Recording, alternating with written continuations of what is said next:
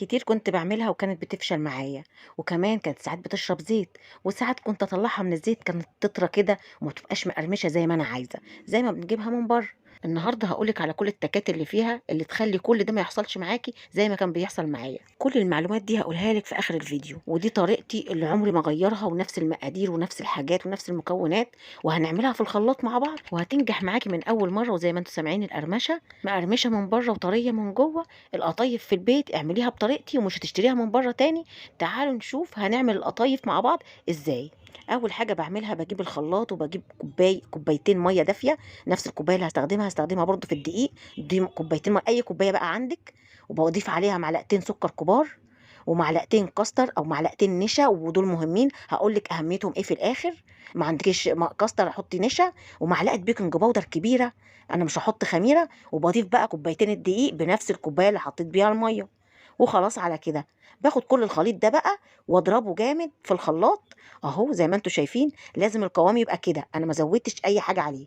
وبعدين باجرّب كده المعلقة مش بتسيل ومش بتخش على بعضها أهو، والعلامة ما دخلتش على بعضها تاني، يبقى كده الخليط مضبوط. حسيتيه أخف من كده بتحطي معلقة دقيق تاني أو حاجة، المهم يتضبط معاكِ. حسيتيه أتقل بتزودي مَيّة دافية. بس كده باصفّيه عشان أضمن إن هو ما فيهوش أي تكتلات، وباغطيه وباركنه على جنب. هاقول لكم ليه ما حطيتش خميرة، وهاقول لكم على كل حاجة آخر الفيديو. باسيب العجينة ترتاح 5، 10 دقايق كده، وبعدين باجي باسخّن الطاسة وبادهنها بالمنديل دهنة زيت خفيفة جدًا، وبانزل أهو زي ما أنتم شايفين.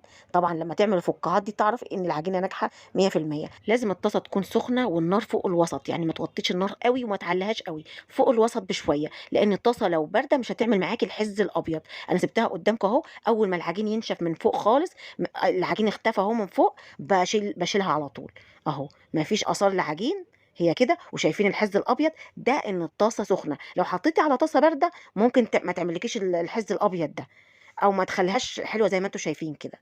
من أول مرّة هتنجح معاكِ، تسخّني الطاسة وتمسحيها بس بمنديل أول مرّة، ما بتمسحيهاش تاني. شايفين الفقاعات أهي، كده يبقى العجينة ناجحة معاكِ. هي صفرا شوية عشان أنا حاطة لها كاستر، كيس الكاستر ده من عند أي سوبر ماركت، لو ما عندكيش طبعًا بتحطي نشا، هي بتدّي نفس النتيجة. وزي ما أنتم شايفين باحط العجينة وبعدين باستناها تنشف خالص من فوق، كده تبقى يعني استوت. أهو العجين اختفى من فوق فباشيلها وباحطها على فوطة وباغطيها بفوطة على طول عشان ما تنشفش معاكِ، أهو زي ما أنتم شايفين.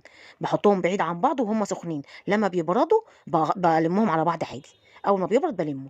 أهو أنا خلصت كل الكمية ولميتها على بعض عادي، لأن هو كده بردت. عشان ما اطولش عليكم هنزل ده الفيديو الجاي وراه على طول هينزل معاه، يعني بعديه على طول في نفس الوقت هنزل الفيديو التاني. هنحشيها مع بعض ونفرزها ونقليها، واقول لكم على كل المعلومات وليه ما حطيتش خميره، وازاي تطلع ما تشربش زيت، وازاي تقرمش